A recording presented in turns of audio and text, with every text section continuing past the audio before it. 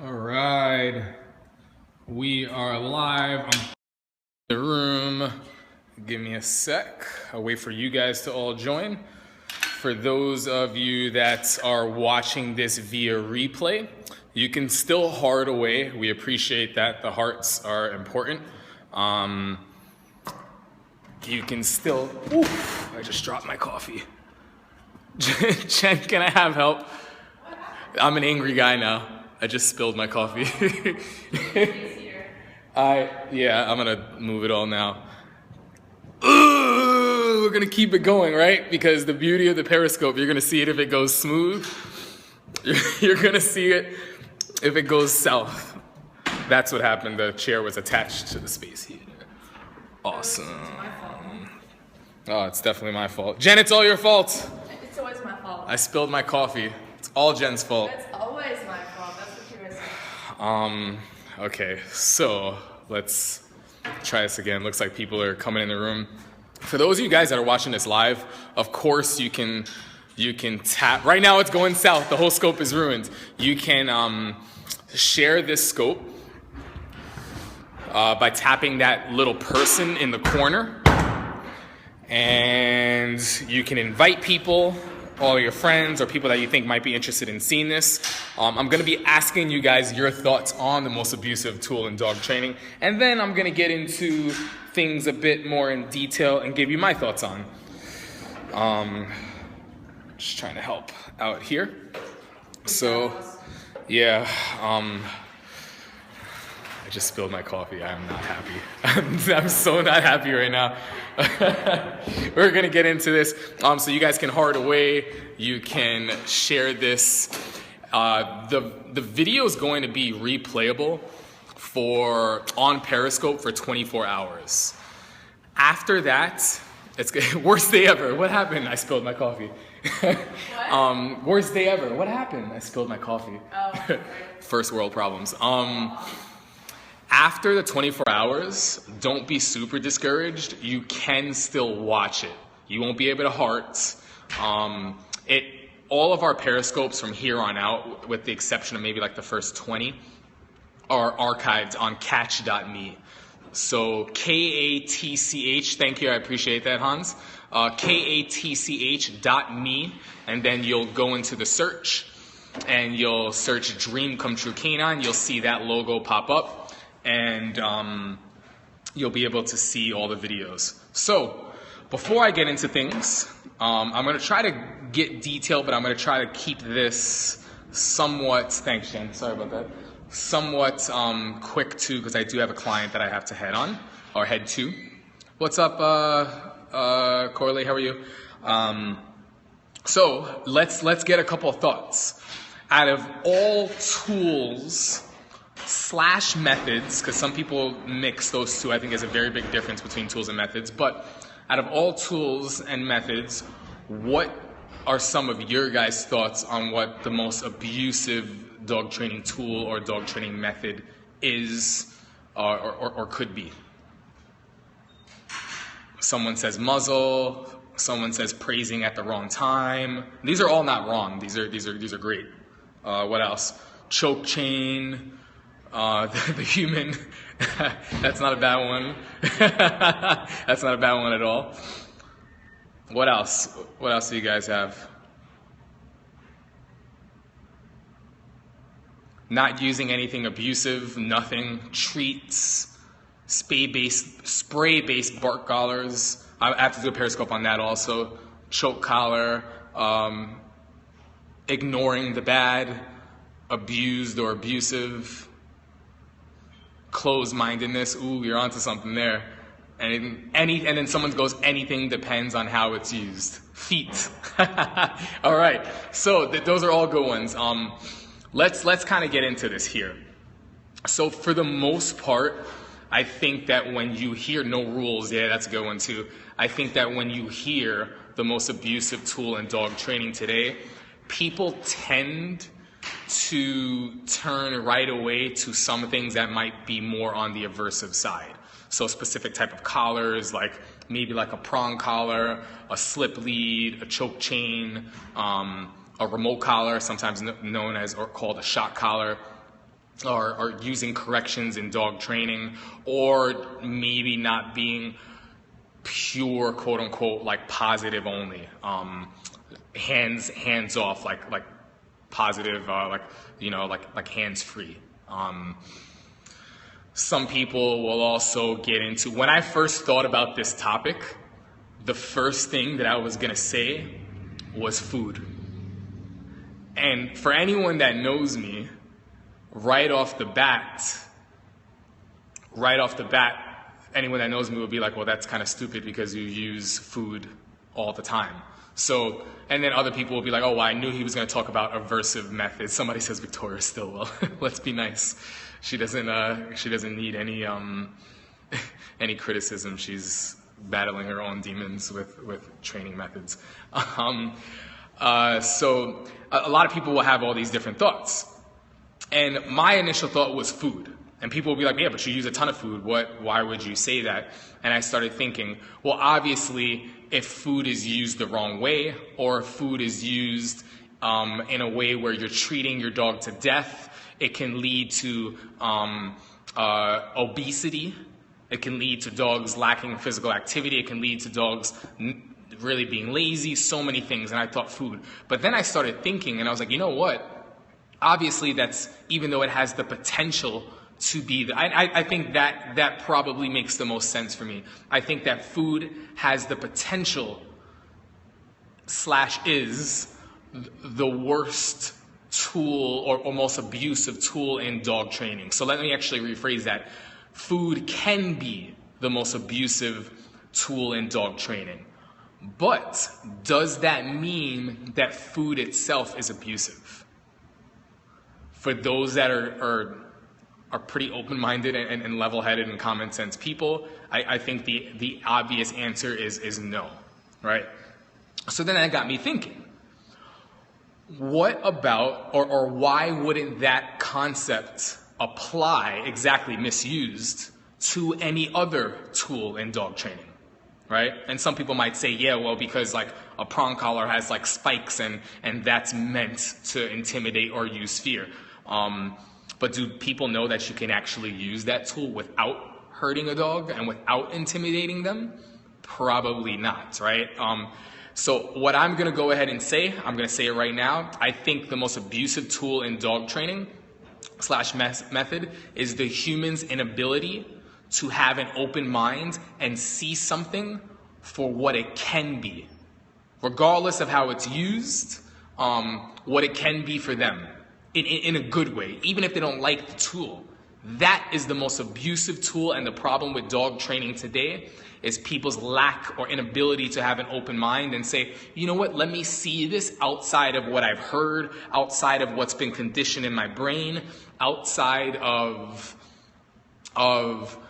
you know, what people have kind of told me, and let me see if there's a possibility that this could be used for a good way. So when I first heard of food, when I first started, I was using a bunch of food, right? And it was more treats. It was more treats for tricks. Then I got into behavior work, and I saw the value of food to an extent, but I also saw the limitations. So with the limitations, I started venturing into other options, and I saw the value in a lot of other options and the benefits of other things. So I got away from food a little bit. Then I got back into it and understanding how to find a healthy balance when you're working with problem dogs, or just for creating foundation, essential communication in the real world today, not in just a sterile environment, right? So through that journey, it allowed me to see things such as, like, for example, like a prong collar, and say, you know what, I'm not a fan of it because me personally, with my skill, give me a freaking ping pong ball, and that's all I need to train your dog. And that's the God honest truth. I don't need tools, right? If I had a preference for like just one tool only, it would probably be a slip lead. A slip lead, or maybe I don't even know, actually, that's a good. Food is, if I had to choose one, it's like, would you use food? And it would probably be a slip lead because I can use other tools, but if I had to choose one, maybe it'd be a slip lead. I don't even know. That's a good question. But when you're getting into all these things, you start to look, I heard people say I'd rather put my dogs down than use a prong collar. Yeah, so that's really interesting. So let's stick with the prong collar, right? Because this is the reality. A halty, I prefer a halty over a gentle leader. Does that mean that a gentle leader can't be used? And a lot of people don't even know the difference between those two. But let's categorize them as the same thing because most people think they're the same. Can that tool be great? I actually like using halties in a lot of situations. They're not necessarily my go-to tool, but we do use it, and I've even done periscopes where we're working a aggressive dog on a halty. There's a lot of pros and cons. In some ways, it can be easier for a client to use. But at the same time, when a dog is really gun-ho and going, you have to be really, really good at how you use that because you can easily twist and injure a dog's neck, right? Then there's the easy walk harness, right? Easy walk harness prevents a dog physically, so that's an aversive tool in itself, right? But that's besides the point. Prevents a dog physically from pulling, but doesn't necessarily teach a dog not to pull. So we go, okay, like if a dog's not pulling and they feel pressure and they know how to relieve themselves, awesome. But what about the dog that's really, really gun-ho and the dog is pulling against pressure and this is happening. I've actually witnessed or had dogs come in here where you see their shoulders, like, is concave the right word, Jen, for like this concave to the point where it's irreparable damage that's like done, where I know even people that don't know how to properly use like a prong collar could not do the damage that an easy walk harness could do. Does that mean that the easy walk harness is bad? I don't think so. It's just not maybe my preferred method or tool, right? So then we get into a prong collar. Jen, can I have you hold this for a second? I'm sorry, you're about to work on for food? Okay, well, give me one quick second, right? So we're going to jump into place. Nope. Here. Good. Wait, I can't see. Down. Mine. Oh, you can turn it around Okay. and double tap it. Yeah. Actually, I'm gonna bust out really something Look at that. really fancy, right? So check this out. Okay, so we're gonna bring out a slip lead. A slip lead is pretty cool, right? Samson, bench. Slip lead's pretty cool because if you have a dog that walks with you, Dizzy, nope, place. So he's getting excited to work for his food. Down. Yeah, he's ready to go. Down. If you have a slip lead and a dog walks with you fine, beautiful, right? So this is the dog's head, this is me. Hey! If you have a tool that has an open space, when the dog is walking with you, they feel nothing. When the dog starts straying and they feel a little bit of pressure, they walk back toward you, pressure opens up, it's like a dog is walking on nothing. So in theory, absolutely fantastic, right? But what happens if a dog doesn't understand the concept of leash pressure? I'm gonna grab a stand for you in a little bit so you don't have to hold it. But a dog doesn't understand the concept of leash pressure. Now a tool that can be so gentle, all of a sudden has a dog, and you guys know, dogs will pull themselves. They will choke themselves. You don't have to do anything. Don't worry about the questions, we'll get to that in a bit. Will pull themselves, right? So now it's like, okay, is this effective?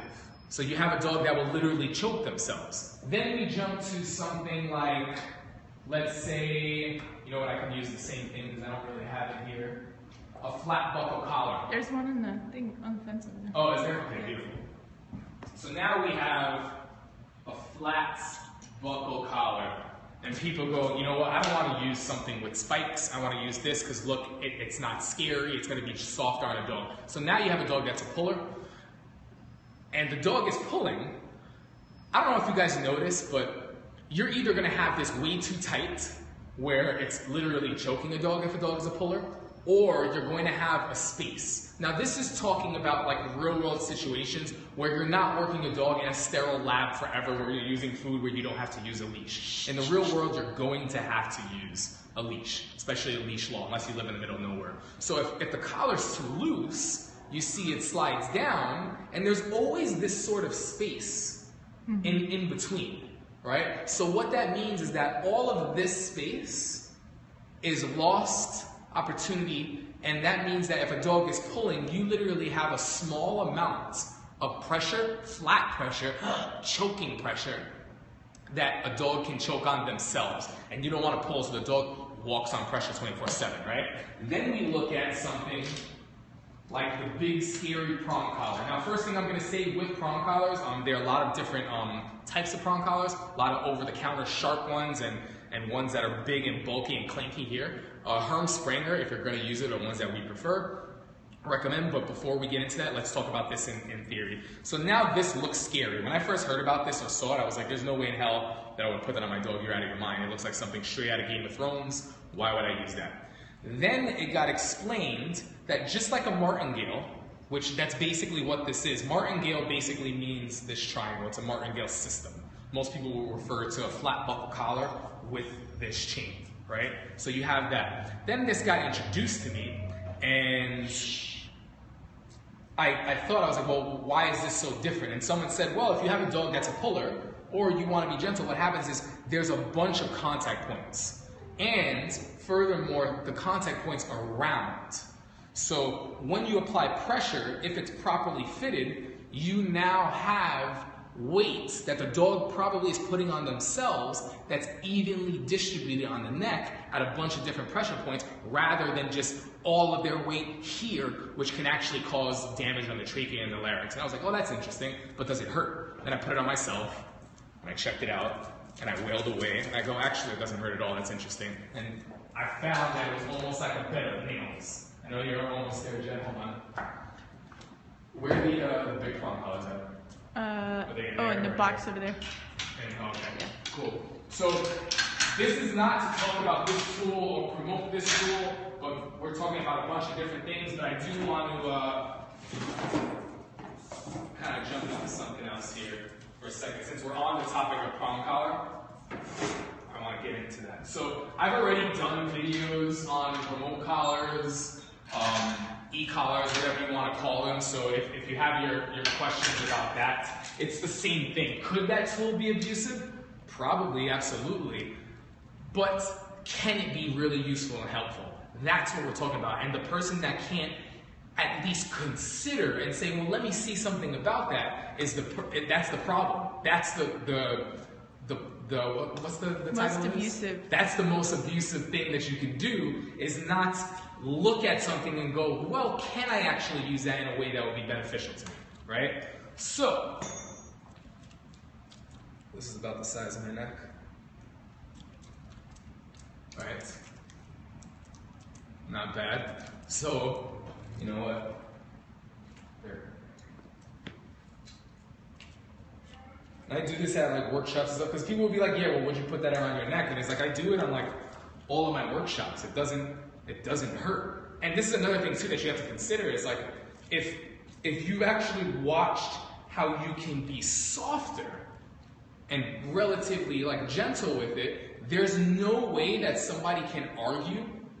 And somebody would be like, oh, well, the dog's not doing that because the dog's afraid. It's like, well, there's no way that it can be argued that when you're applying this soft pressure, that this is softer than soft pressure that you can put on like a flat buckle collar if a dog wants to pull, right? So now if I have this, can you do me a favor, could you put those down for a second? I'll give you this. Dun, dun, dun. And we have this here. Could you apply a loose leash for a second? And then give me a correction? Could you actually give me a correction? Like a mean one? Yeah, like a mean one. Damn. Again, right? So, and do it and keep pressure on. Now she's keeping pressure on and I'm talking. Because I have so many contact points, it's not cutting circulation off. Even if she was to, let it go for a second. Even if we were to get it in the middle, put it on now, keep the pressure on, I'm not choking the way that I would on a flat buckle collar. But how can this be? It looks so scary. And the pressure is on. I don't know if you can see. This is like... This is no pressure. That's no pressure. Yeah, put the pressure on. You can see that like it's in my skin. It doesn't hurt. It's not something that's going to puncture or anything like that. You can release it now. Thank you. So that's just an example to just show you with a tool like this. Aside, yeah, there's people watching us. Is looking. It's like, what is this guy into? I'll show you the red room later. No, what is this guy into? No, but this just goes to show you can start feeding now, if you want. With something like this, how can this not be different for food? Why are people like saying, oh, well, just because you don't need to use it doesn't mean that you can't, right? Just does my wife keep one handy? Bench Samson.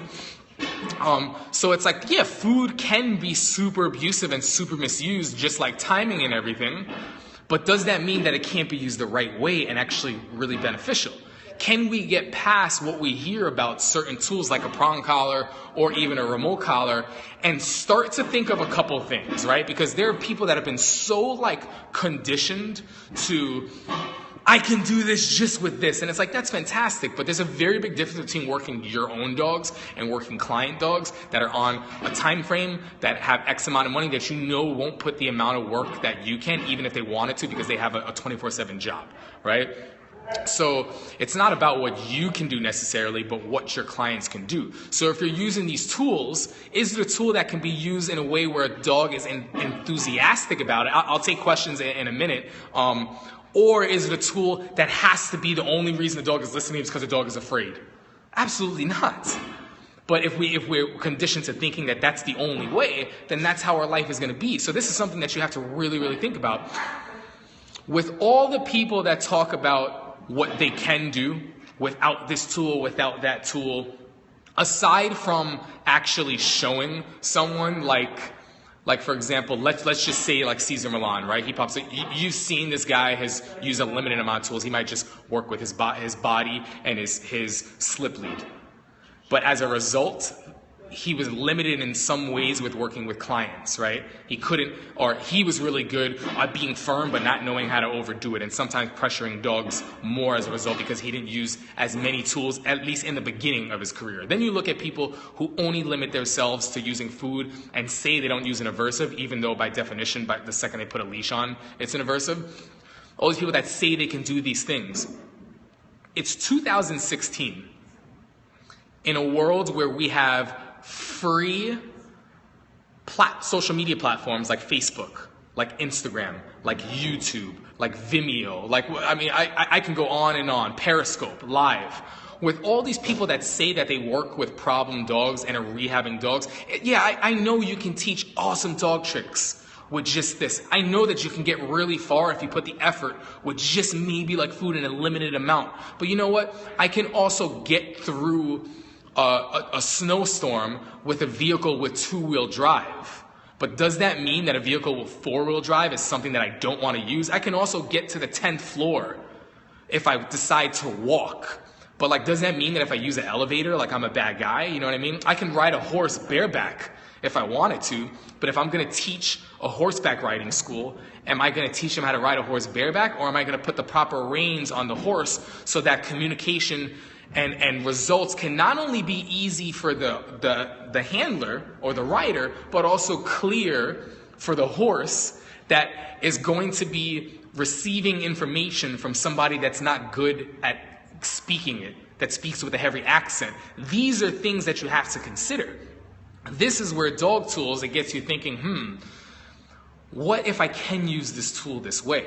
So the most abusive dog training tool / method in the world today, the problem with dog training is people's inability to have an open mind and see something for what it can be, or see something for how it could potentially be useful, right? That's what we're talking about here, right?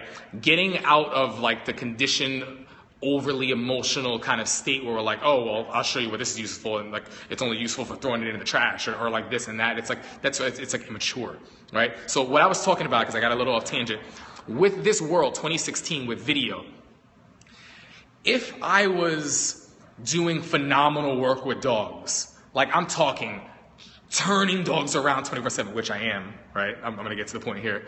Turning dogs around 24/7, regardless of the behavior, regardless of if it's a puppy that has no behavior problems, we call it a green dog. It could be a puppy or just like a happy-go-lucky dog that's not necessarily problematic. And we're doing phenomenal work with that dog. And then you get the dog that comes in and has been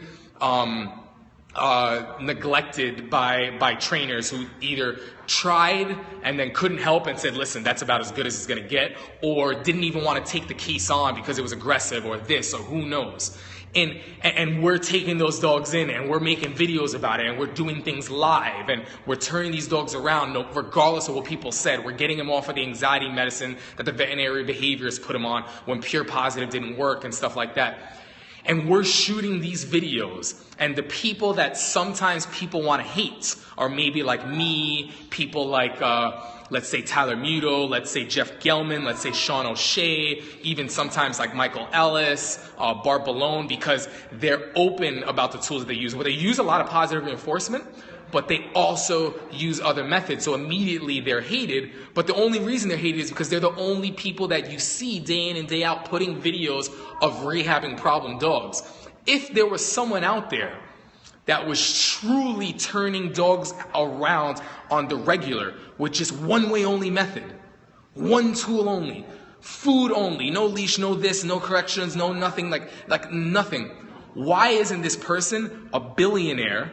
And why doesn't this person have 1 trillion videos out of their own so that they can make money off of something that they love, something that's so coined and unique, and put it on YouTube, put it on Vimeo, put it on this, put it on that? Why isn't it out there?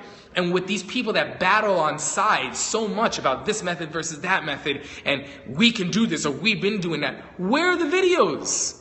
They don't exist, trust me. I've searched, I've looked, and don't get me wrong, there's sometimes that you have like the one video that like the dog is seemingly a little bit problematic or might be mildly pulling on the leash, or the dog is looking like it's lunging, but meanwhile someone in the background is holding a toy that the dog is just lunging at. If you're good with body language, you can see the difference. And they get the dog to do really good things, and it's awesome, but they don't show the dog in a really, really tough environment, or they show the dog behaving obedience-wise in a sterile environment after it was lunging outside in the street. Then the only clip that you see is outside in the street, but there's no distractions around. Like, little things like that, it's like, come on, like, if that's really the case, put your dog in the situation that we need to see where it was actually struggling. You know, things like that. I mean, I know I'm putting the videos out there, and this is the thing. A lot of people in today's world, no one invented, like, no dog trainer today invented the wheel, right? Like, every form of dog training, it's been used. Some people will be doing something, and then they'll see another person do it, and the negative people will be like, you're stealing it. You stole that. That's what I do, right? So the people that are really open-minded and are in the business to actually help dogs, we're just sharing information. Right? I go to clicker training seminars. I have people that come in to watch me work that are positive, more on the positive side than me, if that's possible. Like, I don't even know how to like market that. I'm friends with people who have been dolphin trainers for like 10 to 20 years and also come to watch me work. I watch people who specialize in like remote collar. I go to people who just do dog tricks. And it's not because I want to do exactly that. I want to see what they want to share with me and go, you know what? I can use that with what I'm doing to really rehab this dog. So the people with the negative and go, yeah, but the only reason it worked is because of that, and we've been doing that for years. Well, listen, you didn't invent it, right? Nobody here invented it. There's some people that are good and better than others, but at the end of the day, it's like we're all sharing information, and the more well-rounded we get, yeah, so you know what? Like, I feel bad for that kid. Someone mentioned like Gage. I think he's genuinely a good kid. He's just kind of new in the field. This is the thing and I didn't know much about him. People would send me his videos, and when people send me that stuff, like I really don't like pay attention to it, because this is the thing. I'm so busy spending time showing you what I'm doing that's working that I really don't have time to devote my life to finding what other people are doing wrong. I'm just too busy doing things that are working to bash what I don't think is right and then actually have nothing to show for it, right? So it's one thing, it's actually a pretty good technique if you're not busy and you have nothing to show for yourself, to ride off of other people that have a name for themselves, to get your name in there.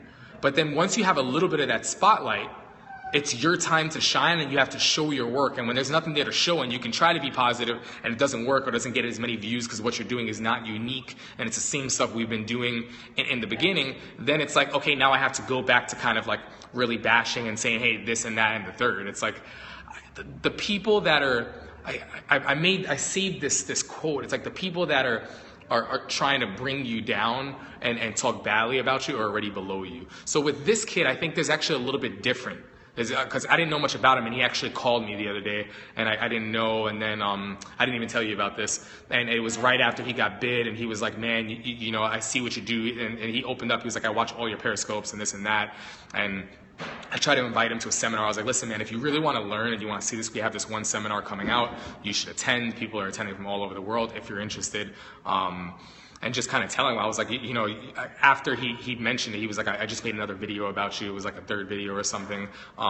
He was like, have you seen it? And I was like, no, I'll check it out. And I looked and I was like, look, man, you know, if you're in a situation where you're starting to get more experience and you're working with dogs and you're seeing the value of what you do, but now you're starting to see the limitations, that's a good step in the right direction, right? So that's all it is. If you genuinely care, you need to take that hard work, which is admirable, and start turning it into something that's more productive than spending time in negative. Just living that type of life, it's very toxic in a lot of other ways. So show what you're doing, promote people that are doing good things, and I think if the kid is genuine, maybe I'm the one person that can like get him to think, hey, you know what? When everybody was like criticizing me, this is the guy who, even though I made like 3 or 4 like videos out about him, like he was like, hey, come to our seminar and see what we actually do. You know what I mean? Because it's one thing to kind of be a little open-minded. You get a little taste of it, and you go, yeah, but then even the tools that you're kind of open-minded about, you still don't fully understand. You know what I mean? So I don't really care about the kid. And the reality is, the more people make videos about me, whether they're good or bad, the more people are going to say, well, let's see this asshole. Let's see what he's about. And then they go and they visit a page and they go, huh. He's actually using food here. He's actually doing this here. Wow, he just turned that dog around. This is interesting. The people that are already like, that already are set up in their brain where like, I'm going to hate this guy, whatever. They would have never been my clients anyway. They're not helping dogs anyway. I know this for a fact. It's really interesting. This is an interesting concept. The ones that are doing it big, that are really helping dogs, that are really helping dog trainers, that are really helping clients, are the ones that are known and hated. The ones that are in front of the camera, the ones that are showing themselves. And there's a couple of exceptions that you find, the people that don't promote themselves, you're like, wow, this guy's a gem. But isn't it fascinating, at least it is to me, that my actual competition are the ones that are rehabbing dogs that have this more along the lines of the same belief systems as me, because that's what's actually working for the dogs. They wouldn't be competition if they weren't actually helping dogs. Isn't it kind of fascinating that the ones that are actually making full turnarounds with dogs are the ones that are open-minded about tools that they use? Isn't it even more fascinating that the ones that are really doing it are also friends with each other? My competition, I'm colleagues with. Every single one of them. We hang out. We go to dinner together. I support their seminars. They support mine. I go to theirs. They come to mine. You know what I mean? And then when I see that they're using something in their video that I taught them, I don't go, what the hell, man? Like, I'm the one that showed you that. I shared it because now they're helping more people. Like, I can have a dog training center across the street that was doing something different. Hey, listen, if you're helping dogs, great. I live in Manhattan.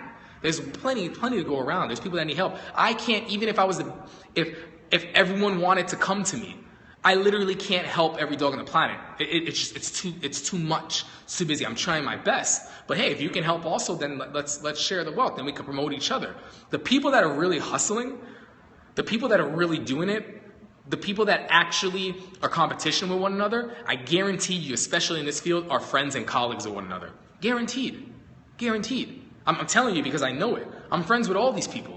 I know the dolphin trainers. I know the other people that are big on YouTube, that are big on Periscope, that are doing things, that are having seminars. It's not a coincidence. You know what I mean? And then the ones that like bash and are super, super negative about the ones that are really doing it, where are your videos? The thing is, like, I hear these names and I'm like, oh, that's cool. Like, they'll come around if I actually see their work. And if they bash me and then they actually have good work, I'll be interested in like seeing it. You know what I mean? But it doesn't change what I'm doing because it's just, that's the biggest problem with dog training today. And that's the scope. I know it's been going on for a little bit. There's so many people that make videos about me, good and bad and stuff. At the end of the day, if you're not showing work or you're not in the same field as what I'm doing, you really can't help me. I mean, you're not helping yourself either, because I know that the people that are really, really ridiculing which it comes in waves every now and then that might like be negative about me. It's like the people that believe that stuff after seeing my work, they would never be my clients anyway, nor would I want to hire them, right? I'm interested in like people that want to change. I'm not interested in the person that says, I want to lose weight. I appreciate it. Thank you for the support. I'm not interested in the people that want to lose weight or put on muscle, but are asking me for the quick fix. They go, yeah, but what about the pill? But what about the shake? It's like, listen, there's no quick fix. I'm going to tell you, you're going to wake your ass up early. You're going to get your ass in the gym every day. You're going to change the way you're eating. You're going to stop drinking. You're going to stop eating ho-hos and Mountain Dew. I'm going to show you how to help. You got to work for it. Are you excited to do it or not? And the person that says, yeah, I want this, but I don't want to do that. Let someone else take your money. I'm not even going to take you on as a client. Right? This is why our clients are so awesome, because they want to change. I'm not looking for the person that pays for a gym membership and never goes. I'm not looking for the person that hires a personal fitness trainer and then expects them to do the work, or hires a personal fitness trainer and expects that they're not going to have to put in work, right? What's up, Charlie? So that's kind of like the setup. It's the same thing with our trainers and everything. So anybody that sees our work and that has an open mind, even if you don't like everything that we're doing, it's impossible to not like something that I'm doing and go, hey, you know what? But that guy actually does use that pretty good. And even people that are mad that I use food or something, I don't know, I'm just making stuff up. They're going to go, yeah, but you know what? He's pretty awesome in how he uses remote collars. You ever see the way this guy uses his body language? With food or without food, without a prong collar, without a remote collar, and then all of a sudden I'm using food, and then all of a sudden I'm using a remote collar. It's like, it's kind of hard if you go in with an open mind, you say, well, let me see what this guy actually does, to hate. I mean, like, if you're still hating after you spent time looking at the work and understanding these concepts, then you never had an open mind to begin with. I know it for a fact. Like, you can see it. I mean, and the people that are hating hardcore are either people that just own a dog, right? Like, they own a dog. They don't train dogs and work with client dogs regularly. They might have trained like one dog and was somewhat successful. You know what I mean? But they haven't like really been in it and worked with a handful of dogs to the point where they go, ooh, you know what? This is interesting. Like at some point, it will get to a point where they realize the dogs that they can help and the dogs that they can't. And if they really are passionate about really trying to help as many dogs as they can, at some point they're going to question why, when they get this type of dog, they're not getting results. It's because there's a limit. Why have you reached that limit? There should be, like in dog training, a point where you can help any dog. And if you're not able to do that, how come we work with dogs, but we don't work with aggressive dogs? Or how come we only work with small breeds? Or how come we only do this? If you're limiting yourself, there's a reason. And it might just be pure choice. But the thing is, if you can help more dogs, why wouldn't you be doing it? Right? You understand the field. If you can teach a dog any trick, but now you have a problematic dog, that dog's not, I can't teach a problematic dog tricks. How come you can't teach it to not be problematic and then go into teaching it cool tricks? Right? So it's like all these things, these thoughts that pop in my head, at the end of the day, the most abusive tool in dog training, have you ever reached that limit at any point in... All the time. Yeah, of course. And that's what gets you better as a trainer. Well, what could I have done differently? How could I have incorporated or used something? All the time. There's definitely... The reason I've gotten so good with dogs is because I've messed up with dogs. One of the dogs that I messed up with the most, that guy right there. And anyone that knows Soko, he's freaking awesome. You know what I mean? So as much as I've taught him, he's taught me way more about dogs. And that was like my first stage and experience where I'm like, okay, this is interesting with my dog.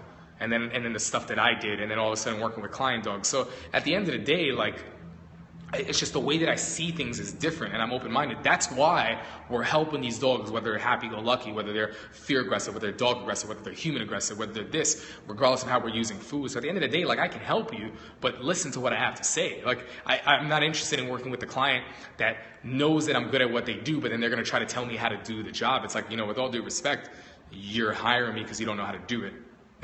Don't tell me how to do it because the way you've been trying is failing, you know what I mean? And if you think that it could be done that way and I'm saying this is a better option, then go to the person that told you it could be done that way. Don't tell me that the vet said or this trainer said, but then you're coming to me. If the vet said or that trainer said, go to that vet, go to that trainer and let them help you.